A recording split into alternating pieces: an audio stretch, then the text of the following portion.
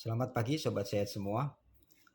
Selama ini berkembang di masyarakat bahwasanya asam lambung itu bisa menyebabkan serangan jantung. Nah, bagaimana sih penjelasan secara medisnya?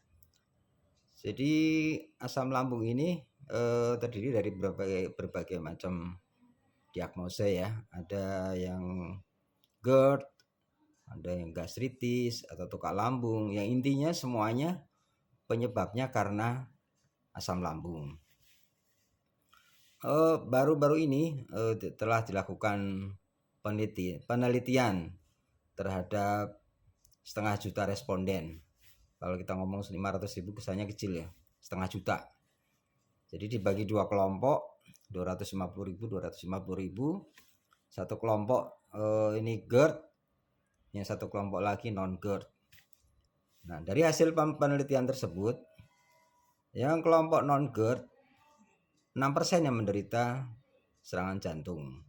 Sedangkan kelompok yang GERD 8%. Jadi bedanya hanya 2%. Tetapi ada tetapinya. Yang kelompok GERD ini ternyata dia juga mempunyai komorbid penyakit lain seperti diabetes, hipertensi, atau kadar kolesterol yang tinggi. Jadi angka 8% ini masih meragukan apakah ini murni karena akibat GERD atau karena penyakit hipertensi, diabetes, dan kolesterol tadi. Jadi istilahnya masih belum bisa dipastikan. Nah, kemudian penjelasan selanjutnya bahwasanya organ lambung itu ada di rongga perut, organ jantung ada di rongga dada, dan dia ini dipisahkan oleh sekat yang dinamakan diafragma. Beda dengan misalkan saluran lambung dengan saluran napas, dia ada ketemunya di rongga mulut. Tapi kalau antara jantung dengan lambung ini jelas suatu saluran yang beda, karena jantung ini urusannya dengan pembuluh darah, lambung dengan saluran pencernaan, tidak bersinggungan secara langsung. Jadi ketika ada sebuah jawaban yang menyatakan bahwasanya karena infeksi kronis di daerah lambung, dia akan memicu terjadinya penimbunan plak di daerah jantung. Kalau saya agak susah menerima ya penjelasan ini, karena ya itu tadi rongganya terlalu berbeda jauh gitu loh. Ibaratnya saya ini lambung di sini, ruangan sini, jantung ada di ruangan sana, tidak bersinggungan secara langsung gitu.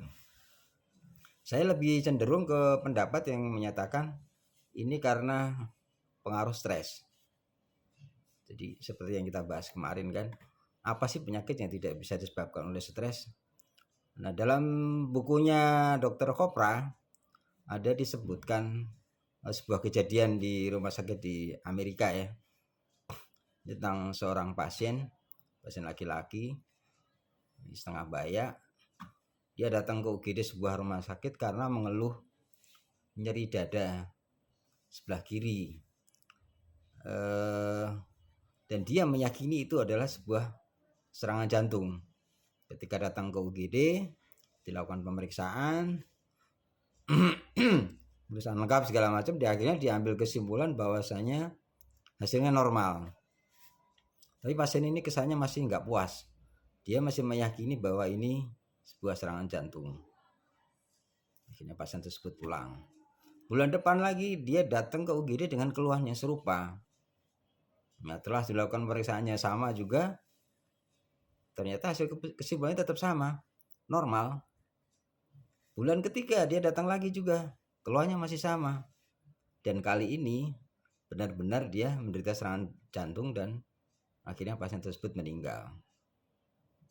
Jadi stres ini memang bisa memicu ke arah produksi asam lambung juga, ke arah serangan jantung juga bisa, ke arah penyakit yang lain pun sangat bisa. Makanya sangat penting di sini senantiasa kita harus bisa mengelola stres. Demikian saudara sekalian, semoga bermanfaat. Salam sehat Indonesia.